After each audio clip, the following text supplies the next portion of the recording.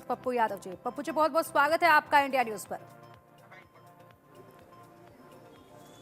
Sir लगातार नमस्कार, प्रणाम जी सर, लगातार आप बीपीएससी छात्रों के साथ खड़े हैं, अभ्यर्थियों के साथ खड़े हैं, लगातार उनकी आवाज आप बुलंद कर रहे हैं।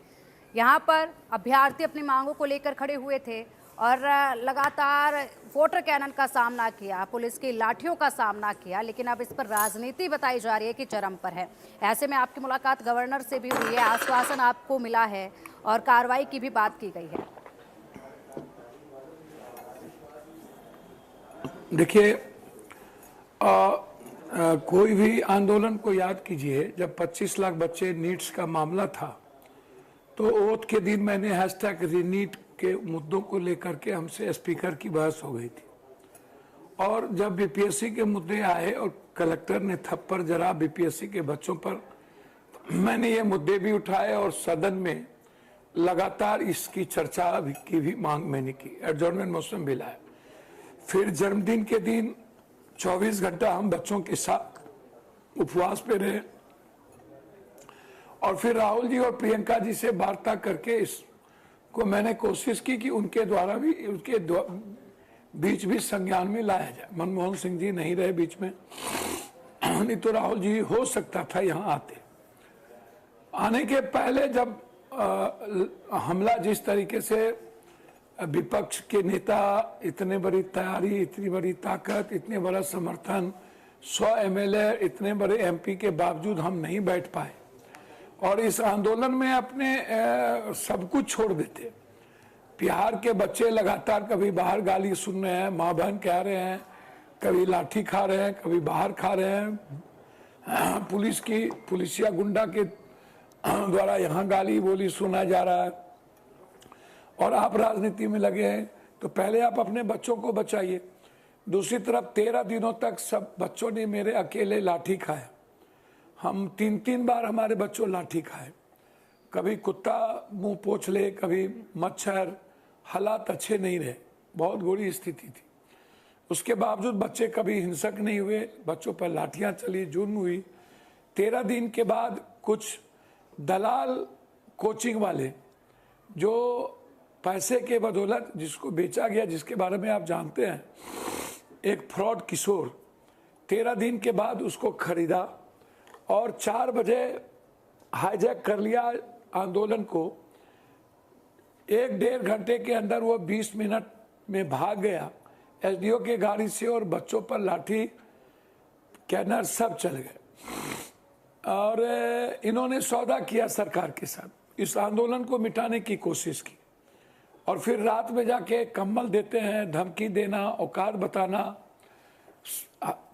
बच्चों को साला हरामी कहना, कौन है ये, कौन ये है। सर जिन किशोर की आप बात कर रहे हैं, सर जिन किशोर की आप बात कर रहे हैं, उनका हाल ही में एक बयान सामने आया है।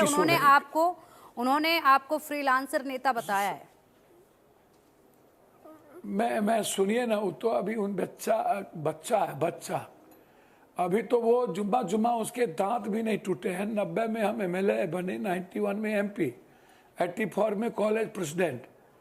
और इनकी कितने बड़े हैसियत इन्होंने ठग करके, कभी बीजेपी, कभी कांग्रेस, कभी हमारे नेता नीतीश कुमार, कभी ममता, कभी अरविंद केजरीवाल, कभी रेड्डी, कभी उद्धव ठाकरे, तो कभी अमरिंदर जी पंजाब। तो इन्होंने कितने का इस्तेमाल किया, कितने लोगों ने इसको लात मारा। आप इसको याद कीजिए, ये कितना बड़ा गैमलर और ब्लैकमेलर है। और इसकी जब जन्म हुई होगी तब हम लोकसभा में नियोजित शिक्षक से लेकर के कितने बड़े क्वेश्चन आउट के मामले में हम लड़ चुके, यूपीएससी, बीपीएससी, एसएससी। और जो आदमी आंदोलन को कहता है कि सत्ता इसका रास्ता नहीं है, और जो अभी पैसे के बदौलत कभी बिहार को सूडान कहता है और कभी गुंडा, कभी कुछ भी बोलता है और औकात बताता है अपने ही वर्कर को। आप उसके किसी वर्कर से पूछ लीजिए जिसको वो मन से डराता धमकाता है। लगभग लोग चले गए, भाग गए और पैसे वाले और गुंडों को पकड़ के वो इस आंदोलन को 1 दिन के लिए 13 दिन के बाद इस्तेमाल किया और हमारे बच्चों पर केस कर दिया। बच्चों लगातार पुलिस उस पर ज्यादती कर रही है और ये आराम से मजे ले रहे हैं। एसडीओ के घर से भाग गए। तो हम लोगों ने आज गवर्नर साहब से मिला और चीफ सेक्रेटरी से मिले बच्चों के साथ। गवर्नर साहब ने चेयरमैन को बुलाया, उससे लंबी बातचीत की। डीएमएसपी को भी बुलाया। गलत तरीके से लाठीचार्ज किया गया, बच्चों को केस में इन्वॉल्व किया गया। हमें मुख्यमंत्री हाउस से कहा गया कि जाके आप प्रूफ दीजिए। हम बच्चों के साथ गए, हम बजाबते प्रूफ दिए किस तरह कोचिंग के प्रैक्टिस सर के बिल्कुल द्वारा जिस तरीके से आप बता रहे हैं सर, एक दिन जी सर, जिस तरीके से आप बता रहे हैं कि यहाँ पर गवर्नर ने मेरी जो बात है सुनिए ना। बीपीएससी के चेयरमैन को बुलाया है, उनसे बातचीत हो चुकी है। क्या बातचीत हुई, क्या उसके बाद कोई जानकारी निकलकर सामने आई? क्योंकि यहाँ पर तो जाहिर सी बात है बीपीएससी की भी लापरवाही नजर आ ही रही है जिस तरीके से पूरे हालात बने। जी सीएम साहब से भी बातचीत हुई। इस साल 6 बार पेपर आउट हुआ। ये 90 के पहले के दशक से पेपर आउट हो रहा है, 90 के दशक से आज तक किसी की हिम्मत नहीं, औकात नहीं। और हमारे बच्चों ने तो इसको छक्का कहा ही। अभ्यर्थी है जो इनके साथ खड़े हैं, उनको ये पैसे से खरीदे हैं, वो दलाल हैं। जो लोग उनके साथ बैठे हुए हैं, एक भी एग्जामिनेशन देने वाले बच्चे नहीं है।